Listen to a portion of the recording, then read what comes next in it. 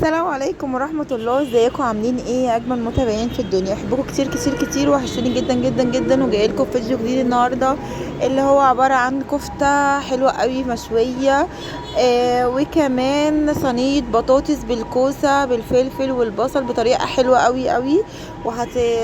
يعني بطريقة جميلة. جبت بصلتين كبار وطحنتهم جامد جدا في الكبة زي ما انتم شايفين. وبعد كده جبت نص كيلو من اللحمة البلدي، بس لازم تكون دسمة شوية ما تكونش حمرا. وبعد كده قلبتهم مع بعض، وبعد ما بتطحني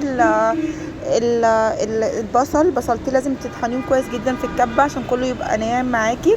وبعد كده جبت ربطة بقدونس وقطعت الكمية كده معايا وقلبتها، وبعد كده رجعتهم الكبة تاني معايا حبة حبة كده. هي الكبة دي صغيرة يا جماعة بس والله لذيذة جدا.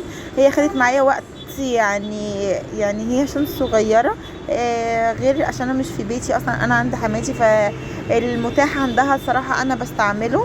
دلوقتي حطيت عليها ملح وفلفل وكمان حبة 7 بهارات حلوة قوي بتخلي الكفتة في حتة تانية.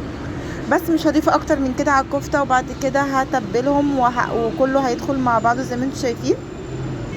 ده ال7 بهارات اللي انا بقول لكم عليه، حاجه جميله قوي وطعمه وريحتها رائعه جدا جدا.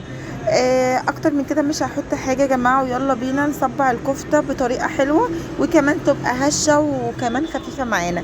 هنعمل ايه؟ هنجيب ظهري معلقه، هنجيب اي حاجه رفيعه عندك وصبعي عليها الكفته عشان تبقى في فراغ في النص كده ما تبقاش مكتومه. وهخلص الكفته في الصينيه زي ما انتم شايفين معايا. وبعد كده هنعمل ايه؟ هنطلعها، هنسيبها وهنخلصها، وبعد كده هنرفعها على البوتاجاز تاخد غلوتين، وبعد كده هدخلها الفرن.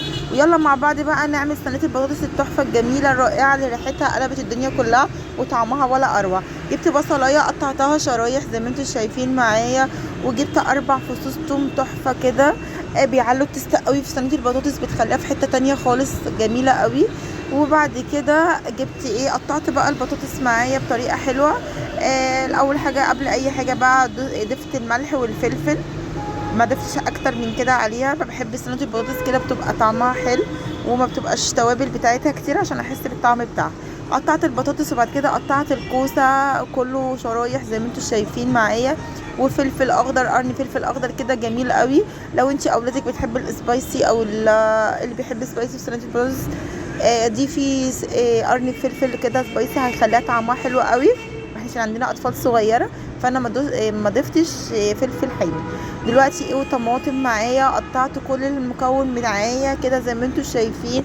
وبعد كده هنعمل ايه؟ هقلب كله وهضيف معلقتين من السمنه وهرفعهم على البوتاجاز زي ما انتم شايفين، وهضيف عليهم كوبايتين مرقه او كوبايتين ميه على حسب المتوفر عندك، وهسيبها لحد ما تستوي. وكمان الكفته بتاعتي تستوي بديها غلوه من فوق، بعد كده بدخلها الفرن. وعملت معاكم رز بالشعريه جميل قوي يسلم، يعني يستاهل بقكم. وهنغرف دلوقتي الاكل معاكم وهوريكم الكفته اللي اتعملت طعمها رائع. ودي صينيه البطاطس طالعه جميله قوي ومحمره وطعمها رائع. وبص الكفته جميله وطريه ازاي زي ما انا بوريها لكم، حاجه حلوه قوي. جربوا الوصفه دي يا جماعه تعجبكم جدا جدا جدا. ودي صينيه البطاطس طعمها رائع، ريحتها يعني اروع، شكلها حلو قوي، شهيه تفتح النفس. والكفته المشويه بتاعتنا زي ما انتم شايفينها بطريقه حلوه قوي والله. وده نص كيلو من اللحمه، عملت كميه وفيره جدا. ويا رب الفيديو يعجبكم، واشوفكم يا رب في فيديو جديد معاكم بقى مطبخ سمر سليم. ما تبخلوش عليا باللايك والاشتراك والمتابعه الكامله مع اللايك، واشوفكم يا رب في فيديو جديد. السلام عليكم.